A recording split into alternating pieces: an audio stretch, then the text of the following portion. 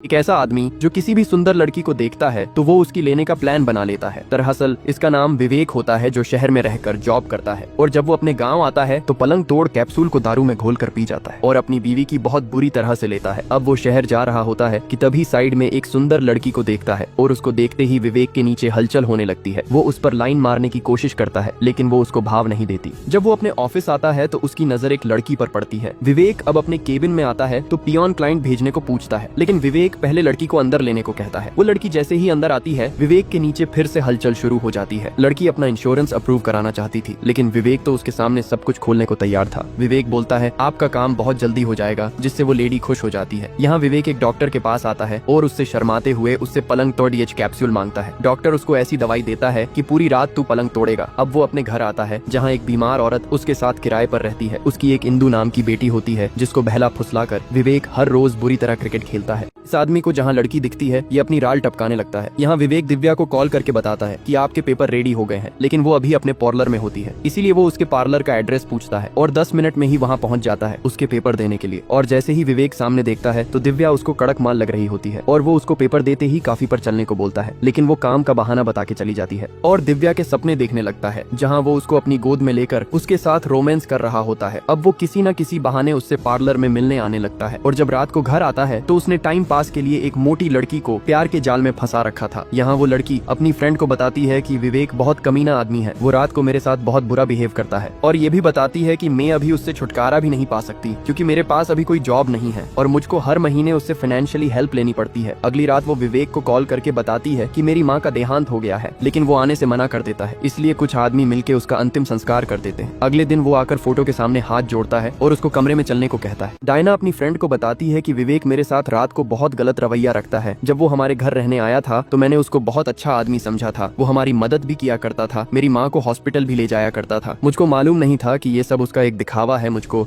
अपने प्यार के झांसे में लेने का, और जिसकी वसूली वो रात में पिच पर बैटिंग करके लिया करेगा। दरअसल विवेक एक इंश्योरेंस कंपनी में काम करता है। जहाँ भी उसको लड़की दिखाई देती वो उसके पास मधुमक्खी की तरह भिन भिनाने लगता है। जिस दिन डायना की माँ मरी थी वो इसके अंतिम संस्कार में नहीं आता, लेकिन रात को डायना के पास आके बेड पर क्रिकेट खेलने को पूछता है, लेकिन डायना उस टाइम उसको अपने से दूर कर देती है। यहाँ विवेक एक लड़की से क्लोज होने की कोशिश करता है जो एक दिन उसके ऑफिस में अपना इंश्योरेंस अप्रूव कराने आई थी, लेकिन डायना की फ्रेंड उसकी वीडियो बना लेती है और अगले दिन डायना को दिखाती है कि ये आदमी हर किसी की लाइफ खराब कर रहा है। उनका दोस्त आके बताता है कि गांव में इसकी एक खूबसूरत बीवी भी है, जहां ये भेड़िया पलंग तोड़ कैप्सूल खाकर उसकी भी पिच पर बैटिंग करता है। इसलिए ये दोनों इसको सबक सिखाने का प्लान बनाती है और अगले दिन उसकी बीवी से मिलने जाती है और विवेक को कॉल करके बोलती है कि मैं आज अपनी बुआ के जा रही हूँ। इसलिए विवेक इंश्योरेंस वाली लड़की को डायना के घर बहाने से ले विवेक दिव्या को झूठ बोल के डायना के घर ले आता है क्योंकि डायना ने उसको बताया था कि आज वो बाहर जा रही है और दिव्या को उससे इंश्योरेंस अप्रूव कराना था, इसलिए वो उसके साथ आ जाती है। विवेक आते ही पलंग तोड़ गोली खा लेता है और दिव्या को बियर पीने के लिए पूछता है। दिव्या समझ जाती है कि ये तो बड़ा सुअर इंसान है। वो आके बोलता है कि आज यहाँ कोई नहीं है, तुम बोलो तो हम यहाँ पलंग तोड़ सकते हैं, और उसके करीब आने की कोशिश करता है, लेकिन दिव्या उसको दूर कर देती है और कहती है कि तूने क्या मुझको 6000 वाली लड़की समझा है। लेकिन तभी उसकी पड़ोसन आके सब देख लेती है और दिव्या यहाँ से चली जाती है। विवेक बोलता है अगर तूने किसी को बताया तो अगली बार तेरे साथ ही कबड्डी खेलूंगा। यहाँ डायना और उसकी फ्रेंड विवेक के घर उसकी बीवी से मिलने आती हैं और उसको बताती है कि तेरा पति शहर में रहकर कबड्डी खेलता है और मुझको भी प्यार के जाल में फंसा रखा है। डायना बताती है कि वो हमारे घर किराएदार बन के आया था और हमारे साथ बहुत अच्छा बिहेव करता था और मैं भी उसके प्यार में पड़ गई। अब वो हर रोज पलंग तोड़ कैप्सूल खाता है, तभी मेरे कमरे में आ जाता है और जानवर बन जाता है। डायना अब उसको विवेक का बेग देती है। घर आके वो देखती है कि ये रात वाले च्यवनप्राश से भरा होता है। अब वो रोने लगती है, तभी डायना का कॉल आता है और वो उसको सबक सिखाने को बोलती है।